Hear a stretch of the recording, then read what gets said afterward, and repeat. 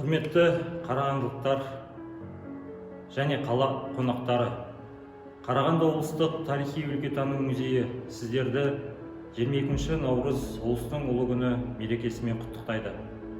Қазақстан Республикасының тұңғыш президенті елбасы Нұрсұлтан Әбішұлы Назарбаевтың ұлы даланың жеті қыры атты мақаласында ұлт тарихындағы кеңістік пен уақыт бөлімінде Қазақстан қызғалдақ пен алманың отаны деп ерекше атап өтті.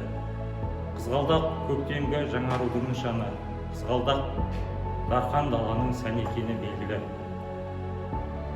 Наурыздың нышаны аталған қызғалдақтың Қазақстан жерінде 34 түрі белгілі. Оның 18-і қызыл кітапқа енгізілген. Сондықтан да жайлау күнінде қызғалдақ гүлдерін қала тұрғындары мен қонақтарына сыйға тартамыз. 22 наурыз ұлыстың ұлы күні мерекесі құтты болсын. Добрый день, дорогие друзья! Тюльпаны во всем мире признаны символом весеннего обновления.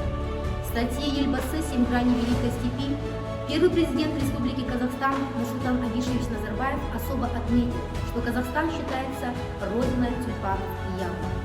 На казахской земле произрастает 34 вида тюльпанов, 18 из которых занесены в Красную книгу. Этот нежный цветок является украшением степи и весны.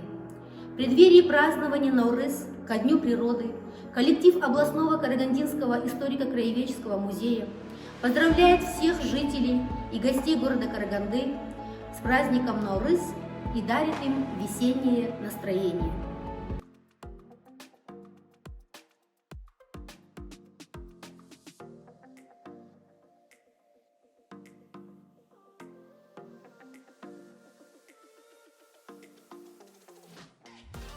Добрый день.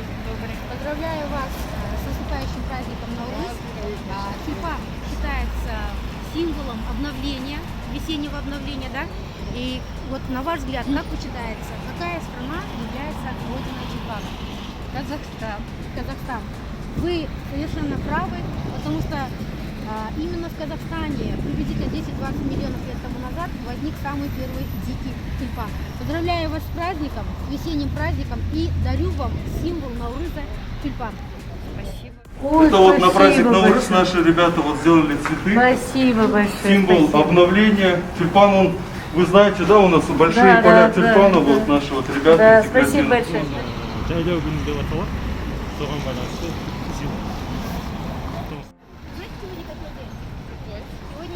день природы. В преддверии празднования Наурыз сегодня считается Днем природы. А как вы считаете, родиной тюльпанов является какая страна? Родиной тюльпанов является Казахстан. Да.